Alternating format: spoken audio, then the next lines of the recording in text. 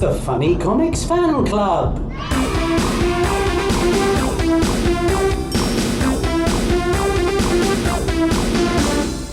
Hello, everybody. Hello, one and all. One and all, and welcome to the Funny Comics Fan Club in an igloo. This time. Yeah, It's flipping peachy, isn't it? it's a little bit on the chilly side, but we're going to do our best to warm everybody up with the wacky and weird wonder that is Giggle Comic. Giggle Comic. That's what we're looking at this week. It's me. Oh, we should say who we are, by the way, shouldn't we? Shouldn't assume. Shouldn't assume that everybody knows when nobody knows who we are. Exactly. Yeah. So I am Dr. Mark Hibbett. Hello. Thank you for reminding me. That's my pleasure. Yes. I'm non-Dr. John Dredge. Thank you for reminding me. Still no sign of an OBE. That's ridiculous. In the honours list, just missed it again. How many times do you need to mention it before somebody finally gets the hint? I know. I mean, ridiculous. The amount of people no one's heard of that get these things. Exactly. Yeah. I'm not one of them. I can't believe it. I think it's unfair. So Giggle Comic, right? Yeah. It's not 5p. No. It's 5D. 5D. 5 old pence. Yeah. Well, we've had an argument. Well, not an argument. A slight confused argument about old pence and new pence. Is this old pence then? 5 old pence? Yeah, and I don't know why. I really honestly do not know why D means pence, because of course pounds, shillings and pence used to be spelled LSD. What, in Germany or something? No, in here, in the UK, yeah. No, I don't remember that. Yeah, that's why so many people went in for change and came out psychedelic. They came out high. With actual change. They asked for change and they got it. Yeah, but not that sort of How change. they imagined it being. But yeah, so it's 5D. It's every Monday. Every Monday, yeah. What, for years, do you think? Or I think not for years. I think not for years. Giggle Comic, no one's ever heard of Giggle Comic. It only lasted for 6 months. Using your skill and knowledge, John, can you guess what happened? This merged with another comic. Can you guess which comic it merged with? Oh, give me a B. Yeah. Give me an Uster. It's Crazy Comic, obviously. It was Buster Comic. It was Buster Comic. I mean, Buster can't have had anything left of itself. Apart from Buster. It just consumes all that comes forward. Everything in the universe ends up in Buster Comic. That's what it says in the Encyclopedia of All World Knowledge. Indeed, I believe so. That's what black holes are. It's just Buster Comics. Yeah, so this also was amalgamated into Buster after 6 months. I don't know why they bothered with it, really. They should have just put a few more things in Buster Comic. And... As we've discussed, the whole idea of this was they had a thing called Hatch, Match and Dispatch, where they'd hatch a new comic, and then after 6 months to a year, they'd match it with another comic. And Buster. Which is almost always Buster. And then they'd merge it with that one and then get rid of it. And then they do it all again. The idea was it was a way of going, here, come and read this new comic. Oh, you and then can they get new audiences in and so on. That's how it all worked. I see. And it worked for years, I suppose, in a way. I think it did. Yeah, they kept doing it, didn't they? The byline for Giggle, or whatever you call it, the strap line, it says adventure and fun for everyone, which is quite a wide remit. I think you probably agree. It's quite a wide remit, because the thing about Giggle is it's a weird. This is weird, isn't it? This is really what is it, 24 pages or something? 24 pages, but what's in it is really weird, because the vast majority of stuff in this is reprint, which is not usual for these, and there's a lot of stuff that's reprint of European stuff. Yeah. So there's all these different storylines. It's like, and they don't look like anything we've seen in British comics before. They look really different, and they're paced differently. There was a comic called Tina, which was a cross-European comic for girls, which was the same-ish comic in lots of different countries, including the UK, which was an experiment that didn't get repeated in this country. And this is kind of like that, but the great guru Lou Stringer says it wasn't they were doing an experiment, it was just a lot cheaper to reprint stuff. So that's what it usually comes down to in the end. How much money is this thing? It says at the top here, big laughs from little Tammy Tough inside. I looked inside. Could I see any big laughs? There were no big laughs. There weren't any, I'm afraid. No. Spoilers, everybody. Spoilers. It's one of those ones, I'm afraid. Call me old-fashioned. No big laughs from little Tommy Tough, whatever his name is. I can't even pronounce it. But I mean, the character on the front, yet again, this is another theme coming up time and time again. We see on the front of these comics, there's a really bland character. Yeah. Who has very little character to him. Yeah, it's a cat called Giggle for no apparent reason. Giggle, the playful cat, apparently. And it's a non-verbal one, so there's no talking. It's a visual strip. There's about one word or two words in the whole thing. And the words are yeep, gurgle, and pip, pip. Pip, pip. Four words, technically speaking. Technically speaking. So yeah, you'd think, well, I mean, when I first heard about this strip on the grapevine, On the grapevine. Well, from you. Yeah.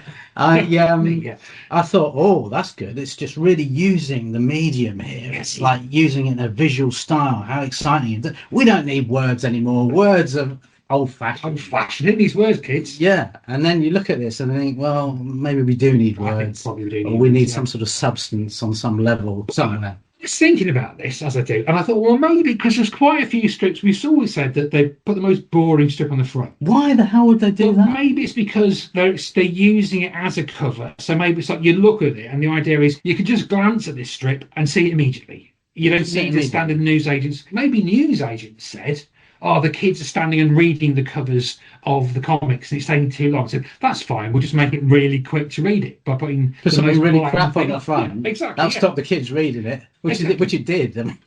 I mean, I'm sure the Giggle, the playful cat, did not get taken on by Buster. Even Buster didn't want it. That's how bad it is. No, thank you. No, oh my God. Off you go. But yeah, so Giggle the cat. I mean, you had Corky the cat on what was it, the Dandy? Yeah. You had Tom and Jerry on the TV, I presume, in 1967. This was 4th of November 1967, kids. We didn't say that.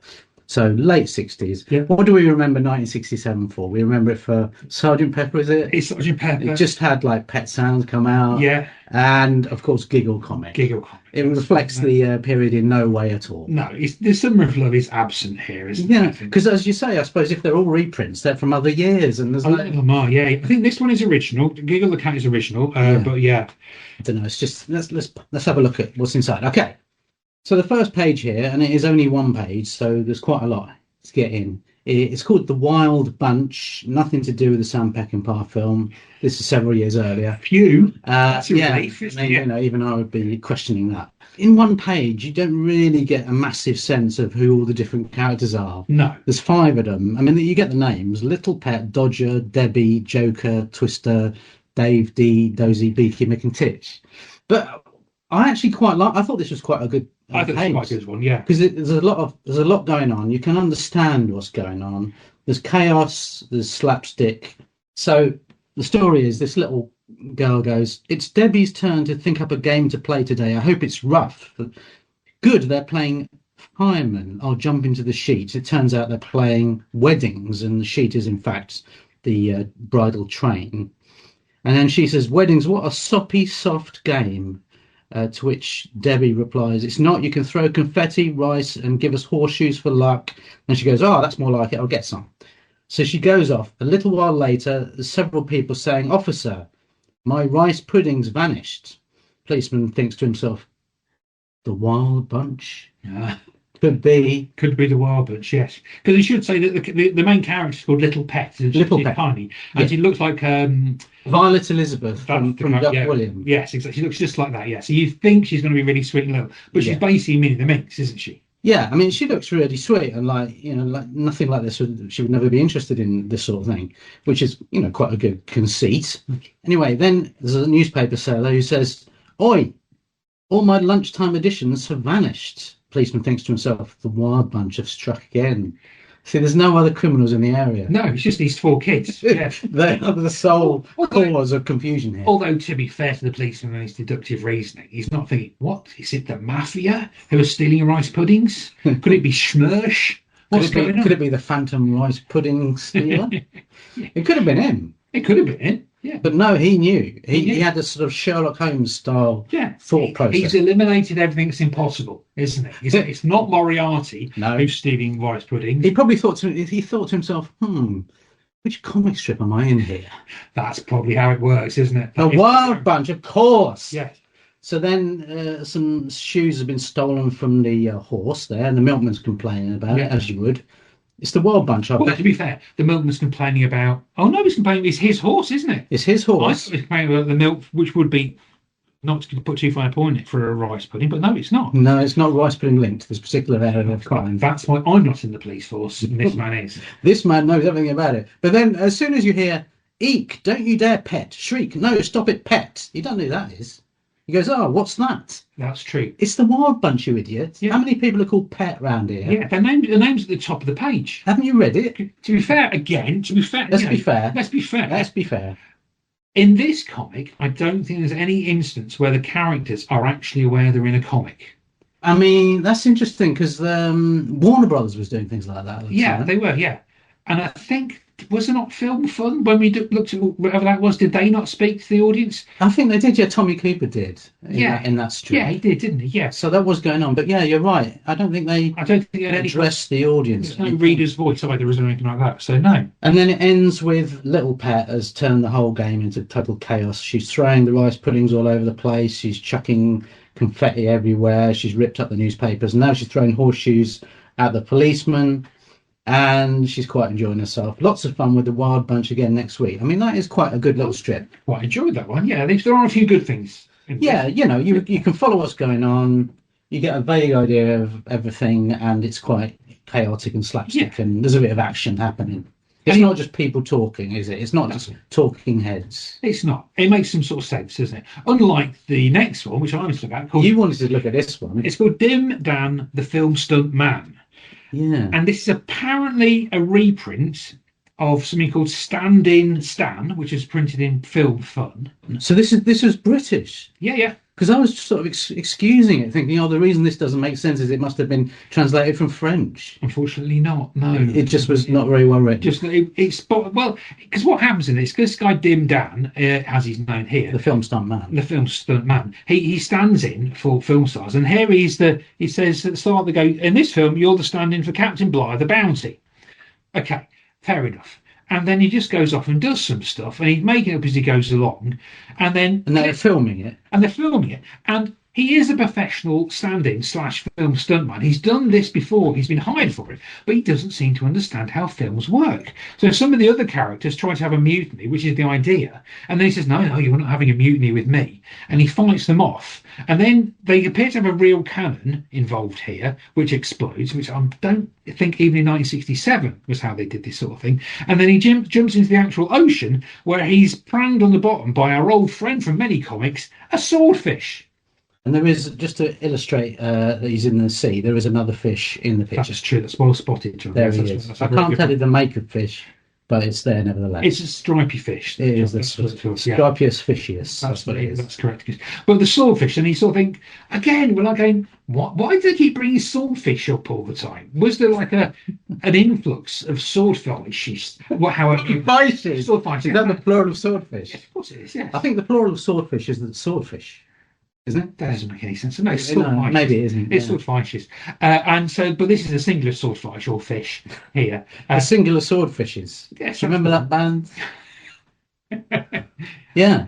So I know what you're saying. He makes a reappearance at the end as well. So maybe he was getting paid reasonably well for these appearances. Well, I hope somebody is. Yeah, he gets pronged on the bottom by a swordfish, and he said, "Ow, that's not in the script." It's like, neither's anything you've done, mate.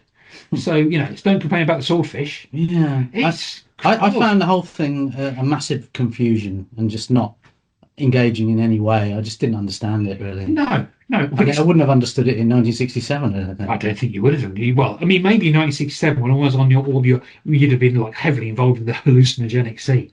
You probably thought, "Oh wow." Maybe if I just come out of the UFO club. Yeah, this might have made more sense. Might have made more sense. Yeah, that's probably. But now we come to Tammy Tough, the strongest boy on Earth. Sorry, on Earth. Yeah, it doesn't rhyme. It doesn't rhyme. The strongest boy on Earth. So the thing about him is, in no sense does he demonstrate any strength whatsoever in this particular strip. Over 2 pages. To be fair, he is a boy, and I think we can assume he is on Earth. Yeah. From the illustrations. But no, there's no strength. There's no strength involved. Tammy Tough can clear off, as far as I'm concerned. That's much better. Do you like that? That's really good. Yeah. That should be at the top here. Yeah. Instead of "no one's safe from my robot robber." That doesn't rhyme either. No, and is there a robot in it? Oh, is the old lady's a robot? Well, it's a confusing story. I mean, I had a quick look at it, and I thought these characters are starting to look a little bit familiar. Okay. And then I thought they look a little bit like Smurfs, because the guy who wrote this, who drew it, is Peo, the inventor of the Smurfs. Indeed, he is. And so I think this was fairly well known in like France or yeah, it's still going in Belgium. This is still being published. Yeah, so this is a reprint of I think it's Smurfs, isn't it? It's Belgian comic. There are several strips like this where it's a foreign comic which they bought in, they translated and print. And I think there were experiments with this at the time because Asterix was reprinted in some comics as well, wasn't he? I loved Asterix. I mean, I loved the Asterix books. But I thought we'd just have a quick look at this. Yeah. But this was also translated. There's a movie version. Version of this thing. Yeah. So the character is called Benoit Brissifer. Pronounce that how you like. That rolls off the tongue. It was translated in 2014 as Benedict Ironbreaker in a movie called The Red Taxis, which came out. So it's and it's also been called Stephen Strong as well, which again is a better one than Tammy. I think maybe they called him Tammy. Tammy Tough. Okay, because of tough. Because it's spelled Tuff, listeners, as opposed to Tough. Yeah, listeners. And he wears a beret with a little tuft on it, doesn't he? So maybe it's that. Maybe he looks Tammy Scottish or something. Tammy Tuft. But yeah, I mean, very little happens. Although this is, from what I can see on the internet, it's a reasonably well-known story and character. I think if you go to Brussels and go on the murals walk, as I've done a bit of, Tammy Tuff would be on there, I think. But I've heard of the Smurfs. You know what I mean? Most people have heard of the Smurfs. That was slightly more successful worldwide, I would say. I mean, we don't want to say much about this one, do we? There's a strip called The Flying Foxes, which is a dramatic strip. It's not particularly dramatic, is it, when you read? But I mean, the only thing I found interesting about it is that they've gone to a foreign country called Oblonga. Well, Oblonga, I believe, is in South America. Okay, so where the oblongs come from. Where the oblongs come from. Yeah, they found them buried in a pit of oblongs. Indeed. As we know. But I think we can move on from that. I mean, this thing... Adventures at Tollgate. Another reprint of a story called Tales of Tollgate School, which was in Lion Comic. Any idea what sort of year this might have come out? Because it looks like it came out, BC something. Well, prehistoric, this looks. According to my extensive notes, Tales of Tollgate School ran until 1965. Do you know when it started? 1803. Yeah, that's what I mean. Yeah.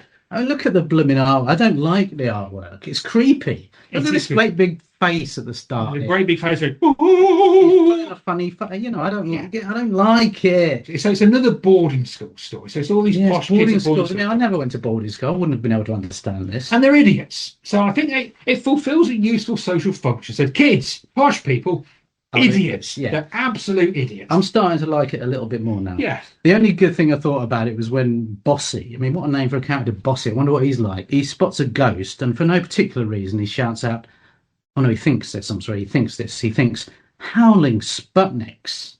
Howling sputniks. There's no sputniks involved. There's simply no Russian satellites at all. No, indeed. None mentioned. If you can see one, I'll give you £1. But maybe, actually, channeling the spirit of the police officer from the first strip, maybe that gives us an idea of the timeline of this, because the Sputnik went into space. The Sputnik went into space in 1962, something like that. Because this looks so old. Yeah. I mean, the style of it just looks like it came out of, I don't know, Tarzan's comic or something. I don't know. Tarzan's comic. But when he used to have them in the jungle, as we know. Yeah. But no, I just found this bland and pathetic, really. Okay, fair enough. But you wanted to look at this thing. So the next one is called Buck Bingo, and Buck Bingo is another European reprint by another group of creators who are much more famous for something else. So Buck Bingo is actually Lucky Luke, which was done by Goscinny, or pronounce that how you will, and Morris. I'm on safer ground there. Maybe it's Goscinny et Mori. I don't think it is. It's probably not, isn't it? I'm doing my best. So obviously Goscinny or whatever, Albert. Yeah. No, Albert Uderzo, isn't it? Rene Goscinny. Jim. Yeah, him anyway. Whoever they are. Went on to write Asterix. So that's what he's writing. Really? So this is an early prototype of that sort of thing? No, it's around the same time. So Lucky Luke... Around the same time? Right, Lucky Luke went on for years and years and years. Because that other thing was around at the same time as the Smurfs being famous. Yeah. So they wouldn't just have one strip. So so Lucky Luke is massive. I think Lucky Luke is still pretty big on the continent, if you will. So it's a really big deal. But it never really, it says it's one of the best known and the best selling comics in Europe now. Yeah. So Lucky Luke is huge, but it's never really ever come over here. And now you can see why. I think the reason that the Asterix books were successful was they look great and the translation is really good. And there was a lot of action going on. Yeah, but I think it's the way it's translated. It's like it's fun, whereas this isn't translated very well. And there's a bit where there's not a lot happening in this story. No, it's because it's a slower pace, isn't it? This is like because these did come out. think these came out weekly as a single thing, but then they were designed to be collected together into albums. But the thing is, so this doesn't work in this context. It's not. It's a different pace. It's a different sort of storytelling to what we're used to. You don't want this sort of pace in a comic. You've only got 2 pages. Well, it's like when the Asterix stories got reprinted in like some of the Sunday paper magazines in the 80s. They just didn't work. It's like we're not used to this. I take my hat off to like really good newspaper strip cartoonists, Charles Schultz. He had to condense everything into 3 or 4 panels every day. I mean, hats off to the man. Whereas here, you've got hundreds of panels and none of them really connect at all. I mean, my favourite thing about it, though, is because Lucky Luke famously has a cigarette. Yeah, of course, because in those days, as kids, we're like going, let's all smoke cigarettes. Everybody smoked and it was fine. Everybody enjoyed themselves. It's a great, rich taste of fags. Yeah, lovely. But here, they've gone, oh, no, we're not going to have that. So they've just whited it out. So it looks like he's about to kiss everybody. So, hello. Hello, my name is Lucky Luke. Sorry, Buck Bingo. Luke. Yeah. So it looks like he's about to kiss everybody all the time. They just white it say. It doesn't make much sense. You can sort of work out what's going on, but do you want to? No, exactly. And at the end, there's this thing that clearly is translated terribly. What's his name? Buck Bingo. It says, we must go and tell Colonel Grouch. Jolly Jumper. He's talking to his horse. It's called Jolly Jumper. And I'm wearing a Jolly Jumper today, actually. But then he goes to the Colonel Grouch to tell him about the impending Indian onslaught or whatever it is. And he says, Buck, what's happened? He says, great news, Colonel. Yellow Dog will come to see you tomorrow. Oh, yeah. So he's talking about the ceasefire that's going to happen. Right. And there's some bloke in the corner going, but who's going to pay for my hats? What's that got to do? What's that got to do with anything? I mean, no. Leave it out. No idea. I wish they had. I mean, I quite enjoyed the sound effect clonk that they had in the middle of it. Yeah. But, translated from the original clunk. Yeah, I've never hit anyone in France, so I don't know about that. Okay, now we come to Captain Swoop. Right, I really liked this. Right.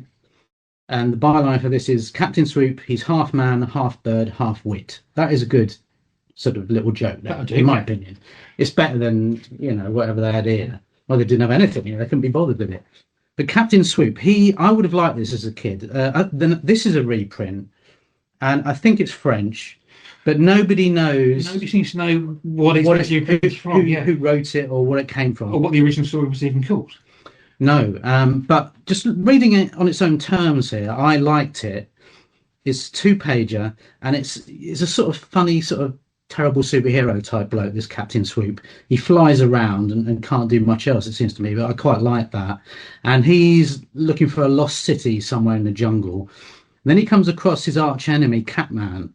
I liked Catman. He seems like a good character because, like, Captain Swoop says to him, yeah, Catman, if you let me have the page from that book you've got, giving the whereabouts of the lost city, I'll set you free. And he says, okay, it's a deal.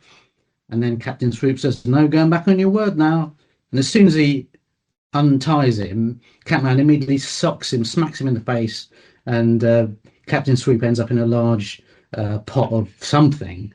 And then the next thing you know, he's shrunk down to a minute size. Now. I mean, I didn't see that coming. I think that's part of the fact that, like, this is a very old comic from, shall we say, a different time when there were different attitudes. Well, yeah. And it's like, so basically, I think what it is, yes, the people who live in this other country, the tribe, they do a bit of head shrinking. They do some head shrinking, yes, yeah. And, Captain Swoop fell into the head shrinking mixture, and he himself has shrinked. Yes. But then I found it quite inventive, and I found it like there's a lot going on, and I could follow it, and it kept my interest of the whole thing. Like suddenly, it's quite wacky. I like the artwork. There is wackiness, isn't there? Definitely, yeah. And he tries to fly off now. He's miniature. He's a miniature Captain Swoop. Ends up caught in a net, and he says something that I think more people should say in everyday conversation. He says, "Crumbling cake crumbs." No, that's sensible. Crumbling cake crumbs. Why don't more people say that during meal times? It really liven things up. Howling sputniks, it would. Howling sputniks is a close second. And then, but there's loads going on in this 2-page, and then suddenly, like, the little Captain Swoop is caught by some weird bloke who decides he must be a bird and puts him in a sort of jar. Then he starts sailing down the river with him in the jar, immediately hits a rock, and next thing you know, Captain Swoop is going to be drowned if he's not careful. What will happen next? I just like the invention of it. I like the kinetic energy of it, if you want to be intellectual about it, which I am not. There's just all stuff happening. That's what I meant. All stuff happening. You've withdrawn, but that's far too high. That's technical and intellectual. Yes, no. Call me old-fashioned. Let's just go straight for the more basic approach. But what did you think of it? I thought it was all right. Yeah, it's just a lot of these comics are weird to read now because there's so much in them that's you can't have. You wouldn't have any more. And I didn't think it was too bad though. Even that, I didn't think it was that bad. Yeah, but it reminded me of Birdman and Chicken a bit. It's a silly superheroes, and I'm interested in the characters. I'd like to read more of these. I would like to read more of them.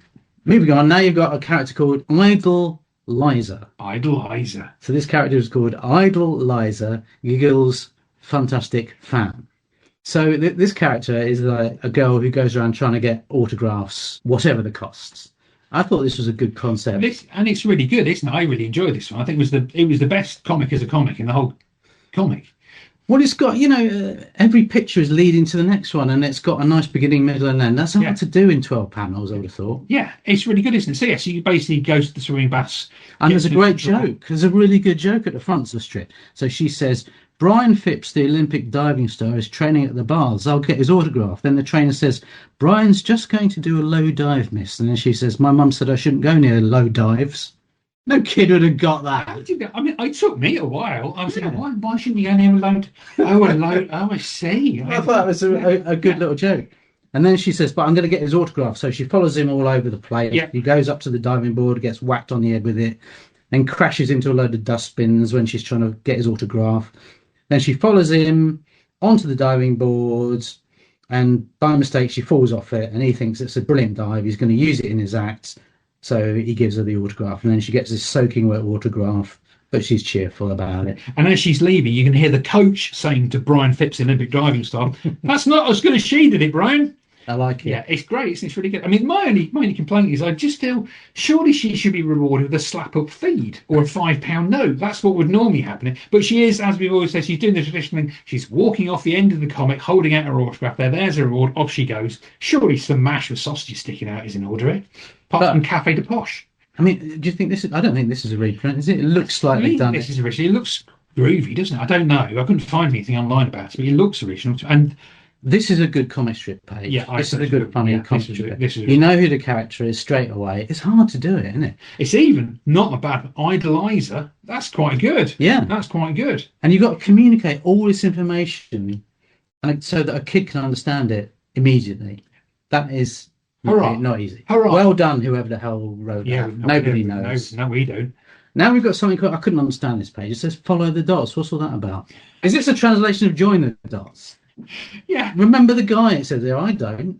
Yet again, I mean, it doesn't make any sense to me. It's got all these numbers. It's got all these numbers, and they're not even in order, John. It starts. Got 62 at the top, hasn't it? And then 22 at the bottom. What's going on? Just great. I mean, a lot of people online. This seems to be the main thing that people remember from Giggle comic. This perplexing join the dots and numbers puzzles. Who knows what's going on? We don't know. But I guess it was topical at the time because it came out in November. This issue, didn't it? Oh, that would be it. Yeah. Hence Guy Fawkes. Guy Fawkes, and actually, the face of Guy Fawkes there is quite V for Vendetta, isn't he? When you look at there, that is maybe Alan Moore had a hand in it. Or David Lloyd, I think, as the artist of the puzzle. But yes, it's possible. That's probably possible. I think that's probably what we tracked down here. They've all got to start somewhere.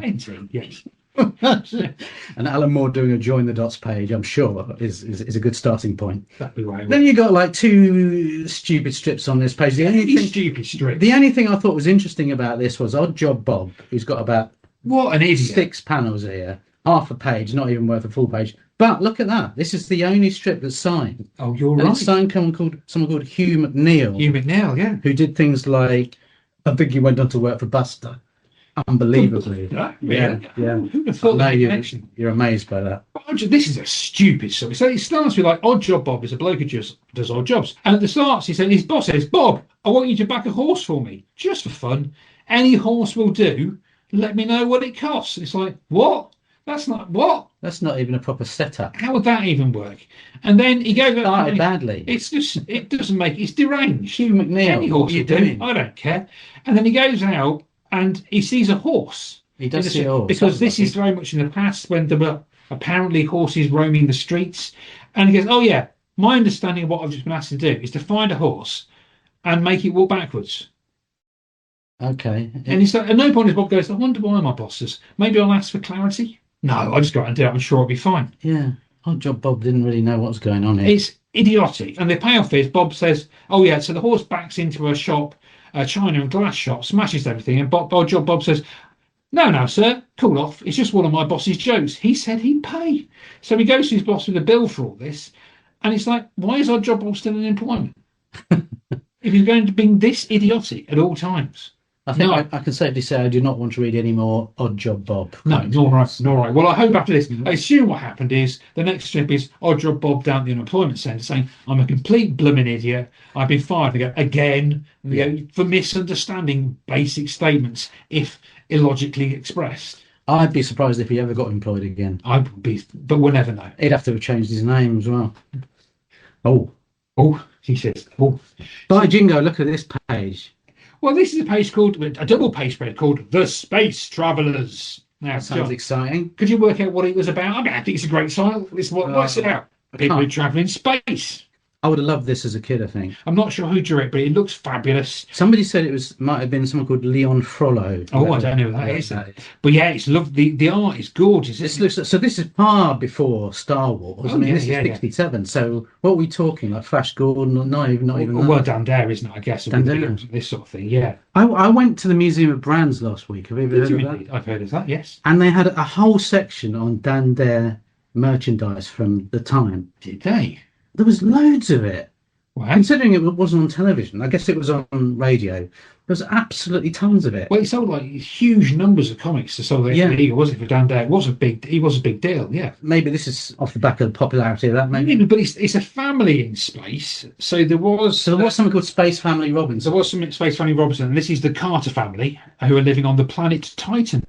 But I like this, the stuff going on. There's stuff going on, yeah. The aliens called Zetrons, the mechanical aliens called Zetrons. What a great name. What a great alien name, sort of Z and a K in it, and a Tron. Fantastic. I mean, again, there's a lot of kinetic energy going on here, or as I prefer to say, stuff happening. Zectronic energy is going on. And what I really liked was, like, at the beginning, he's come out of some massive battle in space, all this stuff going on. It's been fired at from all angles, and he says, golly. Good heavens. Stone the crows, I'm getting fired here.